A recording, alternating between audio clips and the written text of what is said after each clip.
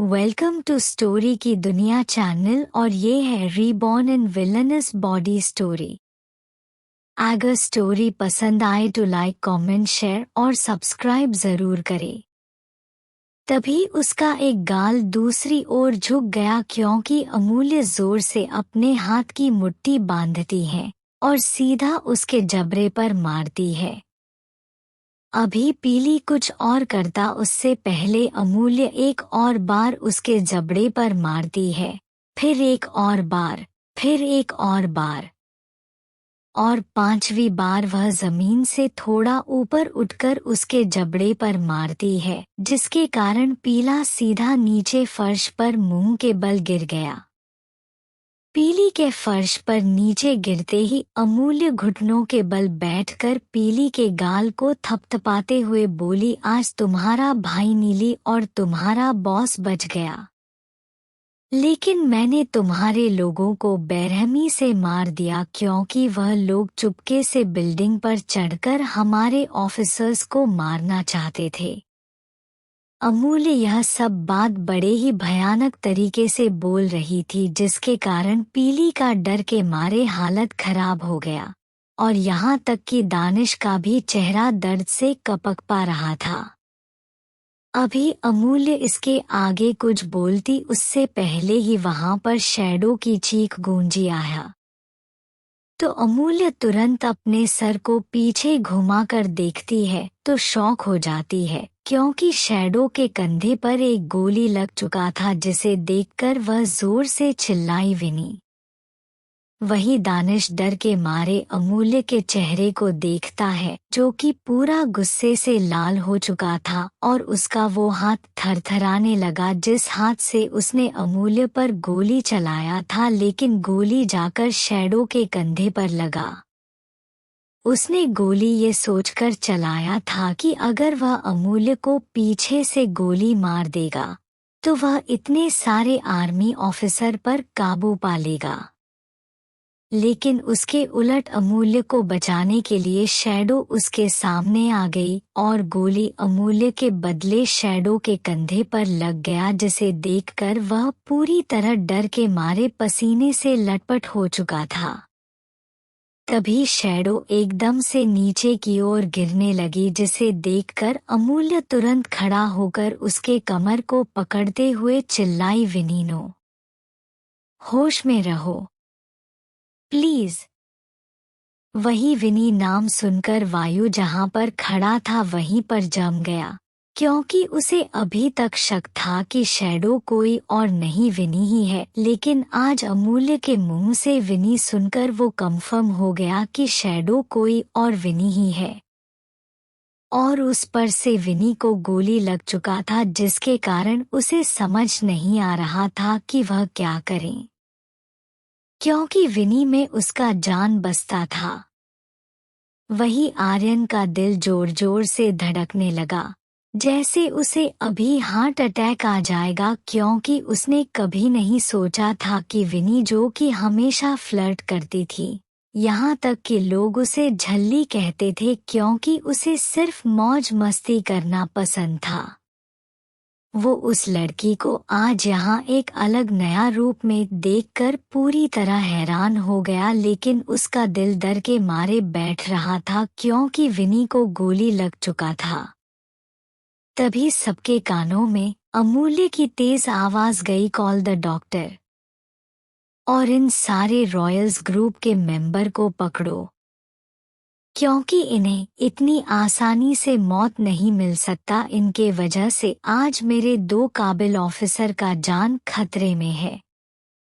अमूल्य का आवाज एकदम ठंडा था, जिसे सुनकर रॉयल्स ग्रुप के आदमी को अपने अंदर ठंडक महसूस हो रहा था और साथ साथ अमूल्य से डर भी लग रहा था। इसलिए उन सब का हाथ कंपक पाने लगा, जिसे देखकर रॉ और आर्मी वाले तुरंत आगे बढ़कर उन सब के हाथ से गन छीनकर उनके ऊपर पॉइंट करते हुए बोले, अगर मरना नहीं चाहते हो तो हिलना मत। तो कोई भी रॉयल्स ग्रुप का आदमी फिलहाल के लिए अपना जान नहीं गंवाना चाहता था, क्योंकि अगर वह जिंदा रहे तो हो सके तो रॉयल्स ग्रुप के सीनियर ऑफिसर उन्हें बचा ले, इसलिए उन्होंने कुछ नहीं किया। वहीं दानिश, जिसके कंधे से खून निकल रहा था, वह तो पहले से ही बेहोशी की हालत में था, लेकिन वह इतनी आसानी से हार नहीं बन सकता था। इसलिए वह एक और गोली अमूल्य पर चलाता उससे पहले ही वायु शार्पली से अपने गन को दानिश के पैरों के ऊपर पॉइंट करता है और चला देता है, जिसके कारण गोली सीधा जाकर दानिश के पैरों में लगा और वह मुंह के बल नीचे फर्श पर गिर गया। उसके फर्श पर गिरते ही वायु तुरंत विनी की ओर भागा। वही आर्यन, जो कि हैरानी से सिर्फ और सिर्फ विनी को देख रहा था, जो कि अमूल्य के कंधे पर अपने सिर को रखी हुई थी और अमूल्य उसके पीठ को सलाह रही थी, तो वह तुरंत होश में आता है और अपने कदम को अमूल्य और विनी की तरफ बढ़ा देता है। तभी अमूल्य अपने कड़क आवाज में बोली, इन सब कुत्ते को जिंदा रखना। इतना बोलकर वो विनी को उठाती, उससे पहले आर्यन आगे बढ़ा और तुरंत विनी को अपने गोद में उठाकर उसे सोफे पर लेटा देता है। वही वायु, जो कि जल्दी में शैडो के पास आया था, जब वह आर्यन को विनी को गोद में उठाते देखता है तो वो तुरंत सोफे के पास भागा। वही आर्यन विनी को ले जाकर सोफे पर लेटा देता है और उसके गाल को थपथपाते हुए बोला, विनी होश में रहो प्लीज। वही आर्यन विनी के दोनों गालों को थपथपाते हुए बोला, विनी होश में रहो प्लीज। और फिर तुरंत उसके मुंह पर से उसके मास्क को हटा देता है, तो उसका दिल धक से रह गया, क्योंकि विनी जोर जोर से अपने मुंह से सांस ले रही थी। उसे इतनी जोर से सांस लेता देख आर्यन को डर लगने लगा और वह अपने थंब से उसके गाल को सहलाते हुए बोला, विनी थोड़ी देर और, उसके बाद डॉक्टर आ जाएंगे और फिर तुम ठीक हो जाओगी। प्लीज वीनू, होश में रहना। यह सब बोलते वक्त आर्यन को बहुत ही ज्यादा डर लग रहा था कि कहीं उसकी वीनू को कुछ हो गया तो उसका क्या होगा। तभी वहां पर वायु आया और आर्यन को विनी से दूर करते हुए बोला, आर्यन खुद को कंट्रोल करो। वही उसके मुंह से आर्यन नाम सुनकर आर्यन जल्दी से होश में आता है और चारों तरफ देखता है तो पाता है सारे आर्मी ऑफिसर उसे ही देख रहे थे, क्योंकि वायु ने उसका ओरिजिनल नाम बता दिया था। इसलिए वो जल्दी से खुद को नॉर्मल करके वायु के कान में बोला, तुमने मेरा नाम क्यों यूज किया। तो वायु अपने कंधे को झटककर अपने घुटनों के बल बैठकर विनी के बाल को सहलाते हुए बोला, विनी तुम्हें कुछ नहीं हो सकता, क्योंकि तुम्हें मेरा कंप्लेन मॉम डैड से करना है कि मैं रॉ में हूँ। तो विनी के चेहरे पर एक मुस्कान आ गया और वह धीमे से बोली, इसका मतलब मैंने जो सोचा था वह बिल्कुल सही है कि तुम ही मेरे लफंगे और नालायक वायु हो। वही विनी के मुंह से ऑफिसर नॉटी के लिए लफंगा और नालायक सुनकर सारे रॉ ऑफिसर हैरान हो गए, क्योंकि अगर कोई और इंसान ने अभी तक ऑफिसर नॉटी को नालायक और लफंगा बोला होता तो शायद वह दिन उस इंसान का आखिरी दिन होता। लेकिन इस ऑफिसर के बोलने के बावजूद ऑफिसर नॉटी सिर्फ मुस्कुरा रहा था। वही आर्मी ऑफिसर वायु की बात सुनकर यह सोच रहे थे कि आखिर विनी व रॉ ग्रुप के दोनों लीडर को कैसे जानती हैं, और वह दोनों लीडर विनी के लिए इतना फिक्रमंद क्यों लग रहे हैं। लेकिन अभी यह हालात नहीं था कि वह विनी से यह जाकर पूछ सके कि वह इन दोनों को कैसे जानती हैं। अभी वो सब बस इंतजार कर सकते थे कि डॉक्टर आए और विनी और कायरा ट्रीटमेंट करें। क्योंकि कायरा को भी गोली लगा था, इसलिए अमूल्य ने उसे दूसरे सोफे पर लिटाया हुआ था। लगभग 15 मिनट बाद कायरा और विनी दोनों को एक रूम में लेटाया गया था और डॉक्टर उनका चेकअप कर रहे थे।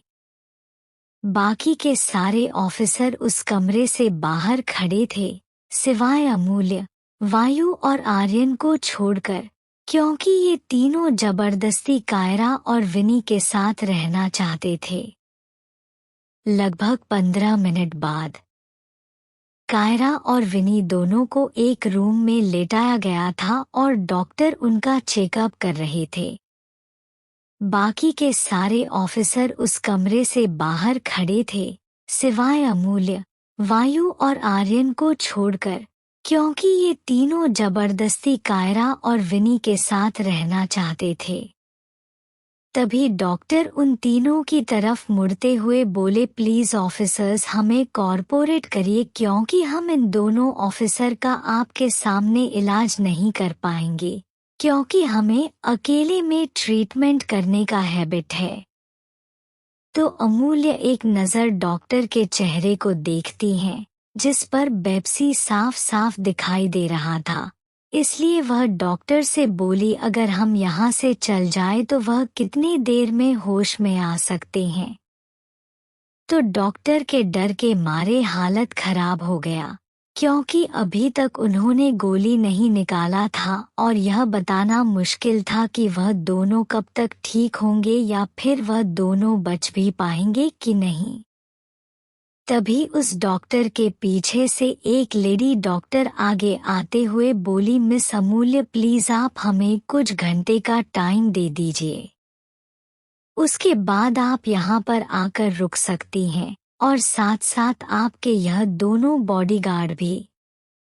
इतना बोलकर वह गुस्से में वायु और आर्यन को देखती हैं, क्योंकि यह दोनों इंसान जब से इस कमरे में आए थे तब से उनका ध्यान सिर्फ और सिर्फ विनी के ऊपर था।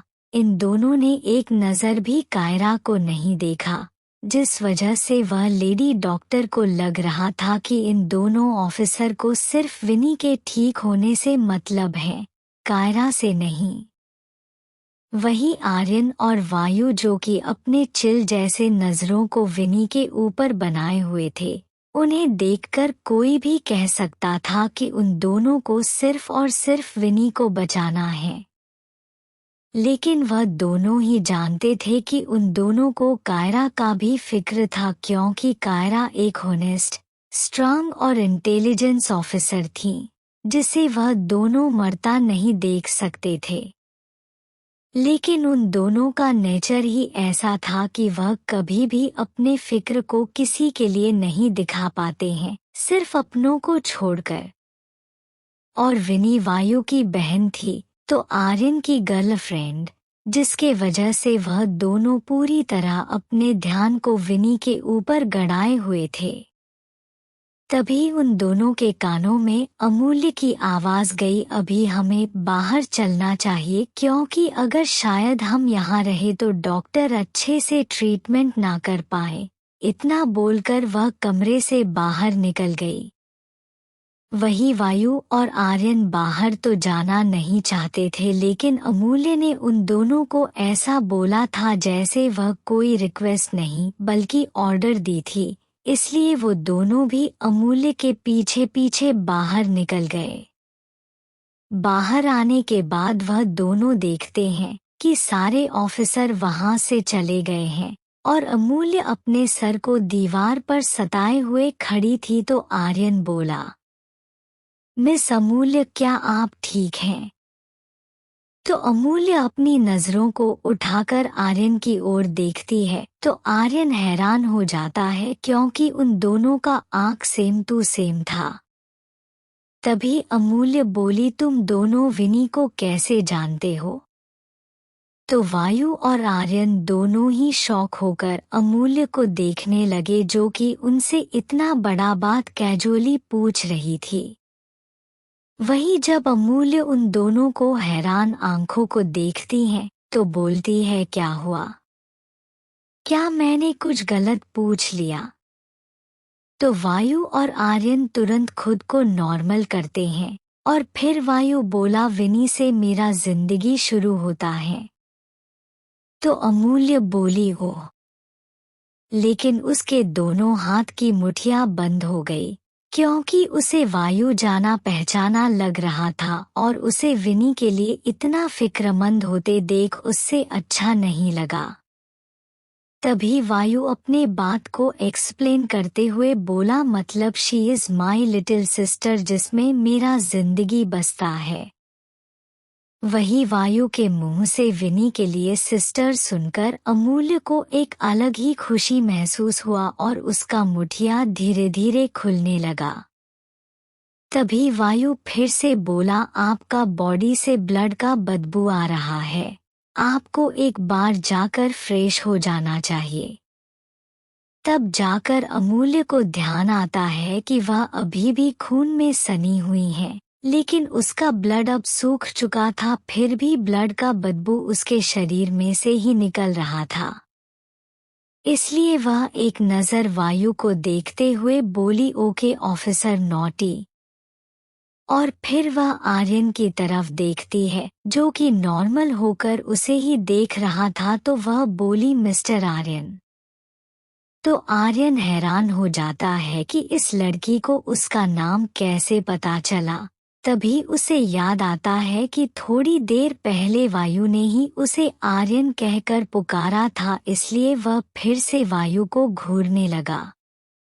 तभी अमूल्य बोली, मिस्टर आर्यन, ऑफिसर नॉटी विनी का फिक्र कर रहे हैं, इसका रीजन तो मैं जान गई, लेकिन क्या आप यह बताने का कष्ट करेंगे कि आप विनी को लेकर इतना फिक्रमंद क्यों थे?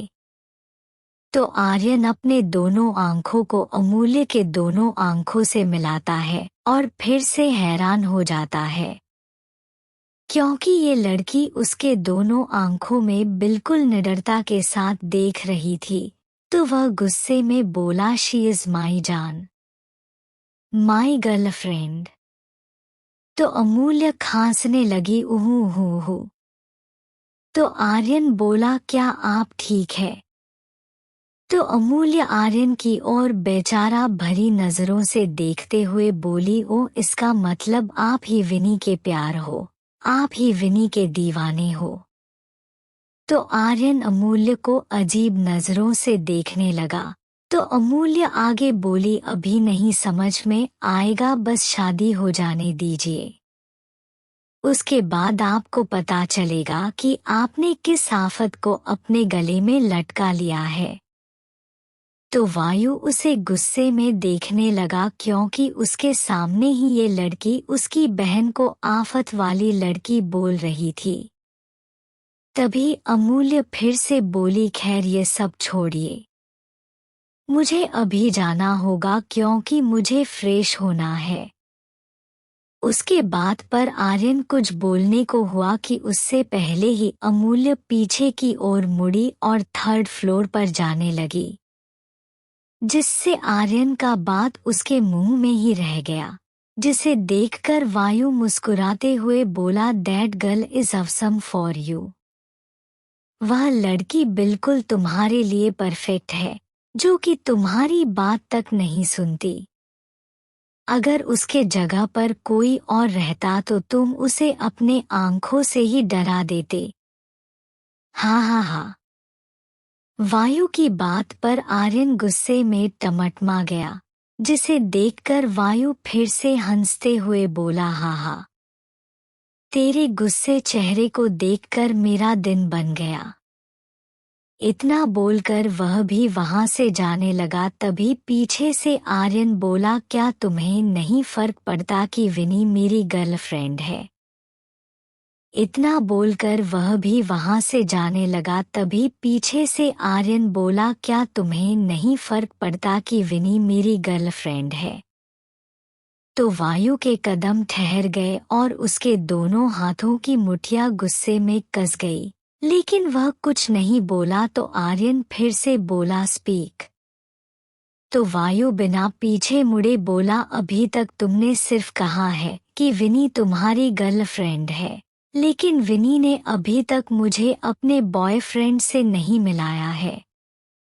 और जब तक मैं उसके बॉयफ्रेंड से ना मिल लूँ तब तक मैं विश्वास नहीं कर सकता कि विनी तुम जैसे एटीट्यूड इंसान की गर्लफ्रेंड है।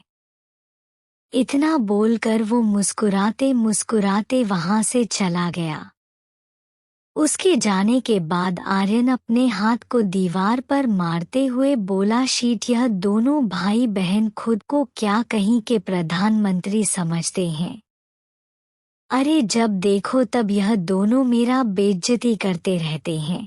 यह वायु मुझसे छोटा है लेकिन फिर भी ऐसा ताना मारता है जैसे कितना बड़ा हो गया है। और उस पर से विनी ने मुझे यह तक नहीं बताया कि वह आर्मी में है। वह जब भी होश में आएगी तब मैं उसे बताऊंगा कि मैं कौन हूँ और क्या कर सकता हूँ। इतना बोलकर वह अपने मुंह को फुलाते हुए वहां से चला गया। 4 घंटे बाद विनी के एक हाथ को वायु ने पकड़ा था तो दूसरे हाथ को आर्यन ने। उन दोनों को देखकर ऐसा लग रहा है जैसे वह दोनों एक दूसरे से लड़ाई कर रहे हो। तभी विनी, जो कि अभी थोड़ी देर पहले होश में आई थी, वह गुस्से में बोली, तुम दोनों मेरे हाथ को छोड़ोगे? तो वायु जिद्दी बच्चे की तरह अपने सर को ना में हिलाते हुए बोला, बिल्कुल नहीं। मैं क्यों छोड़ूं तुम्हारा हाथ? और हाँ, कान खोलकर सुन लो, इस हाथ को सिर्फ मैं पकड़ सकता हूँ। इतना बोलकर वह मुस्कुराते हुए आर्यन को देखने लगा। तो विनी अपने मासूम नजरों से आर्यन को देखती है ताकि वह उसके हाथ को छोड़ दे। तो आर्यन एक्सप्रेशन लेस चेहरे के साथ बोला, भूल जाओ कि मैं ये हाथ छोड़ने वाला हूँ।